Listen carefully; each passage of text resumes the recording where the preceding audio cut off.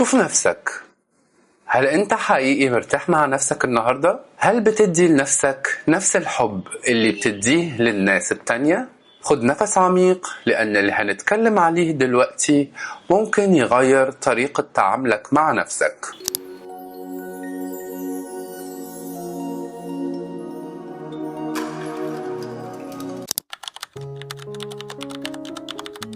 يا أهلا وسهلا بيكم في حلقة جديدة من بودكاست بين السطور. أنا ريان، واليوم نحب نحكي معاكم على موضوع يمكن سهل نقوله بس صعب نعيشه بصدق، هو حب الذات. أول ما الناس تسمع الكلمة دي دايما يجي في بالهم إنه اللي بيحب نفسه ده شخص أناني، شخص ما يهموش غير راحته ومصلحته. بس الحقيقة بعيدة تماما عن كده. في فرق كبير بين إنك تحب نفسك وإنك تكون أناني. حب الذات الحقيقي مش ضد العطاء، بالعكس هو اللي بيخليك تقدر تعطي بصدق، لأنك بتدي من امتلاء مش من تعب ونقص. بصراحة أنا كنت من الناس اللي بتدي أكتر من اللازم. لو حد احتاجني حتى وأنا مرهق أقول ماشي، لو حد زعل أحاول أصلح كل حاجة حتى لو مش غلطتي. كنت بحس إني لازم أكون موجود دايما عشان أكون محبوب. بس في يوم حسيت إن طاقتي خلصت، إني مش قادر أساعد حد تاني، لأني ببساطة ما كنتش سايب حاجة لنفسي. وقتها فهمت إنه حب الذات مش أنانية، ده احترام لنفسي، لجسمي، لعقلي، لروحي. ولما بدأت أهتم بنفسي بصدق لاحظت إني بقيت أهدى، متزن أكتر، وأقدر أكون مع الناس وأنا مرتاح مش مستنزف. حب الذات خلاني اكتشف إن الراحة مش ضعف، وإنك لما تقول كفاية النهاردة مش معناها إنك كسول، معناها إنك واعي. خلينا نوضح الفرق بطريقة بسيطة بين حب الذات والأنانية. حب الذات إنك تقدر نفسك، تحترم وقتك وحدودك، وتسمح لنفسك ترتاح لما تحتاج. الأنانية إنك تفكر في نفسك بس على حساب الآخرين، حتى لو ضرتهم أو تجاهلت مشاعرهم. يعني لو حد طلب منك حاجة وإنت تعبان أو عندك التزامات تانية وقلت ما أقدرش، ده مش أنانية، ده حب ذات. لكن لو كل مرة الناس تحتاجك تقول أنا مالي من غير سبب، ده اسمه أنانية. حب الذات فيه وعي وتوازن، إنك تعرف إمتى تقول نعم من قلبك وإمتى تقول لأ من غير ذنب. لما بنحب نفسنا بشكل صحي حياتنا بتتغير على مستويات كتيرة. أول حاجة التوتر بيقل، لأنك مش دايما بتحاول تثبت نفسك أو ترضي الكل. تاني حاجة علاقاتك بتتحسن، لأنك بتتعامل من مكان راحة مش ضغط. تالتا بتبقى واثق أكتر، لما تحب نفسك بتتقبلها فما بتخافش من النقد أو المقارنة. ورابع حاجة بتبدأ تختار الناس اللي يضيفوا لقلبك مش اللي يستهلكوك. يعني باختصار حب الذات بيخليك تعيش أكتر بسلام مش بحرب. هديكوا 6 خطوات عملية لحب الذات الصحي. أول خطوة، تعلم قول لأ من غير ذنب.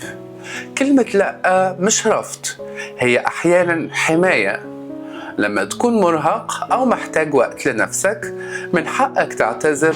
مش كل لأ معناها أسوأ، أحيانا هي أهم شكل من أشكال الصدق. ثانيا، خصص وقت لنفسك يوميا. مش لازم تعمل حاجة كبيرة، اقرأ كتاب، اسمع مزيكا تحبها، اتمشى في شارع هادي، اكتب أفكارك، صلي أو حتى اقعد ساكت. الوقت ده مش رفاهية، ده إعادة شحن. ثالثا، سامح نفسك. كلنا بنغلط، بس جلد الذات المستمر مش هيصلح حاجة. اسأل نفسك، هل الغلط اللي عملته يستحق أكره نفسي عشانه؟ ولا أتعلم منه وأكمل؟ حب الذات يبدأ من التسامح مش من المثالية. رابعا، كافئ نفسك حتى على الحاجات الصغيرة. خلصت شغل بدري، خدت خطوة كنت مأجلها، اعترف بده لنفسك. كل مرة تدي نفسك تقدير بتبني جواك ثقة جديدة. خامسا، حط حدود واضحة. مش كل الناس عندها نفس نيتك أو طاقتك، مش لازم تبقى متاح 24 ساعة. قول دلوقتي مش مناسب بدل ما تقول تمام وتندم بعدين. سادسا، عامل نفسك بلطف. أوقات بنتكلم مع نفسنا بطريقة قاسية جدا كأننا أعداء نفسنا. جرب بدل ما تقول أنا فاشل تقول أنا لسه بتعلم. الفرق بسيط في الكلام بس كبير في التأثير. عندي صديق كان دايما بيشتغل فوق طاقته عشان يرضي مديره. مفيش راحة لا نوم كفاية ولا وقت لأهله، وفي يوم جسده هو اللي قاله كفاية. بدأ يتعب ويتوتر ومزاجه يتغير. بعدها قرر يحط حدود. قال لمديره بصراحة إنه محتاج وقت راحة. بدأ ياخد يوم فري ينام كويس ويعمل حاجات بسيطة يحبها. الغريب لما رجع الشغل بقى منتج أكتر، تركيزه أعلى، حتى مديره لاحظ الفرق. حب الذات خلاه ما يفقدش نفسه جوه الشغل، وخلاه يعرف إنه الراحة مش ضد النجاح، الراحة جزء منه.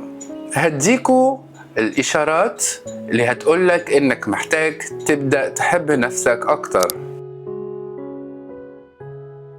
لما تلاقي نفسك دايما بتحس بالذنب لو رفضت حاجة، لما تفضل تسكت علشان الناس ما تزعلش، لما تحس إنك دايما بتدي وما فيش حد بيرد، لما تحس إنك تعبت من نفسك أكتر من الناس.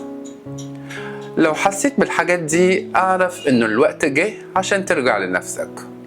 قولولي بصراحة، شنو أكثر حاجة تعملوها باش تحبوا نفسكم؟ هل حصل إنه حد وصفكم بأنكم أنانيين لمجرد إنكم اهتميتوا بنفسكم؟ وشنو كان إحساسكم وقتها؟ اكتبولي، يمكن نقرأ بعض الردود في الحلقة الجاية.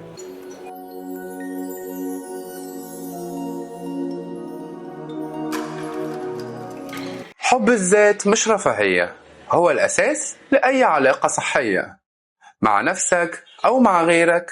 لما تحب نفسك بصدق بتحب الناس بصدق أكتر، لأنك بتدي من وفرة مش من نقص. افتكر دايما اللي ما يعرفش يحب نفسه صعب يحب الناس بعمق. أنا ريان وده كان بودكاست بين السطور. ما تنسوش تبعتولي تجاربكم واستنوني الأسبوع الجاي في حلقة جديدة هنتكلم فيها عن الاستمرارية والشغف وازاي نحافظ على طاقتنا حتى لما نكون تعبانين شوية. سلام، وخليكوا دايما قريبين من نفسكم.